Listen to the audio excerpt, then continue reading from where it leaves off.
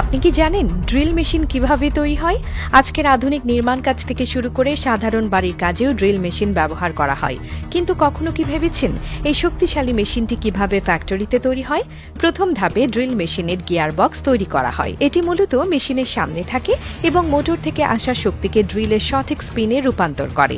Gear বক্সের জন্য প্রথমে অ্যালুমিনিয়াম গলিয়ে মোল্ডের মাধ্যমে কাঠামো তৈরি করা হয়। অ্যালুমিনিয়াম ব্যবহার করা হয় কারণ এটি হালকা কিন্তু শক্তিশালী, যা ড্রিল মেশিনকে টেকসই করে তোলে। এরপর আসে গিয়ার এবং মোটর সংযুক্ত করার ধাপ। গিয়ার বক্সের ভেতরে গিয়ার ইনস্টল করা হয়, যা মোটরের উচ্চ গতিকে শক্তিশালী টর্কে পরিণত করে, যাতে এটি শক্ত মেটাল, কাঠ বা কংক্রিটেও সহজে ছিদ্র করতে পারে। এরপর একটি স্বয়ংক্রিয় প্লাস্টিক মোল্ডিং মেশিন ব্যবহার করে মোটরের জন্য প্লাস্টিক হাউজিং তৈরি করা হয়, যা মোটরকে ধুলো এবং আর্দ্রতা থেকে রক্ষা করে। এরপর স্টেটর এবং রোটর ইনস্টল করা হয়। মোটরের এই অংশগুলো খুবই গুরুত্বপূর্ণ কারণ এটি বৈদ্যুতিক শক্তিকে যান্ত্রিক গতিতে রূপান্তর করে। এরপর সমস্ত অংশ অ্যাসেম্বল ইউনিটে সংযুক্ত করা হয়। এখানে স্পিড কন্ট্রোলার, সুইচ এবং মোটরের সাথে হ্যান্ডেলবার সংযুক্ত করা হয়। ড্রিল মেশিনের সুইচ এবং গতি নিয়ন্ত্রণকারী বোতামগুলো খুব গুরুত্বপূর্ণ কারণ এগুলোর মাধ্যমেই ব্যবহারকারী গতি কমানো বা বাড়ানো এবং মেশিন চালু বা বন্ধ করতে পারে। এই পর্যায়ে ড্রিল মেশিন দেখতে সম্পূর্ণ প্রস্তুত মনে হলেও এটি তখনও ড্রিলিং করতে পারে না কারণ এতে ড্রিল বিট লাগানো হয়নি।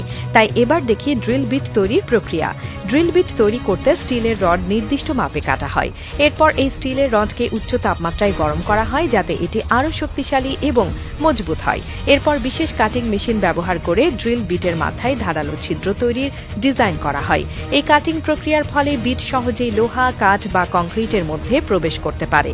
এরপর ড্রিল বিটের উপরের অংশে ফিনিশিং টাচ দেওয়া হয় যাতে এটি সহজে ড্রিল মেশিনের মুখে লাগানো যায়। এই পুরো প্রক্রিয়া সম্পন্ন হওয়ার পর ড্রিল বিটগুলো প্যাকেজিং ইউনিটে পাঠানো হয়। সবশেষে ড্রিল মেশিন এবং বিট গুণগত মানের পরীক্ষার জন্য পাঠানো হয়। প্রতিটি মেশিন বিভিন্ন ধরনের পদার্থে ড্রিল করে পরীক্ষা করা হয় যাতে নিশ্চিত করা যায় এটি সঠিকভাবে কাজ করছে কিনা। যদি কোনো ত্রুটি ধরা পড়ে তাহলে সেটি মেরামত করা হয় বা বাতিল করা হয়।